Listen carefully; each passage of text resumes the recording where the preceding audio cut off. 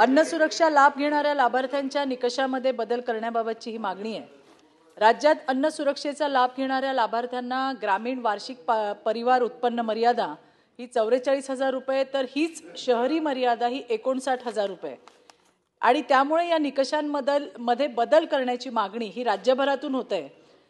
मे 2025 मध्ये निदर्शनास येणे सदरचे निकष हे सन 2011च्या जनगणनेनुसार असल्याने राज्यभरातील अनेक रेशन कार्ड धारक या योजनेत बसत नसतानाही धान्य पुरवठा जुन्याच निकषानुसार चालू असल्याचे खरे गरजू वंचित राहणे, त्यामुळे या निकषात बदल करण्यासाठी या योजनेत बदल करण्याची आवश्यकता आहे।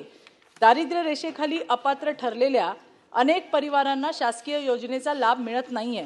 वंचितातले वंचित असलेल्या गरीब गटांना सामाजिक निकषांवर व अन्य गरिबांना किमान वेतनाच्या निकषांवर दारिद्र्य रेषा सुनिश्चित करून घेणे, उत्पन्न मर्यादा साधारणपणे ग्रामीण भागामध्ये 2 लाख व शहरी भागात 2.5 लाख करण्याबाबतची केंद्राकडे राज्य सरकारने शिफारस करावी, हे औचित्याच्या मुद्द्याद्वारे शासनाचे लक्ष या प्रश्नाकडे मी लक्ष वेधू इच्छिते। धन्यवाद।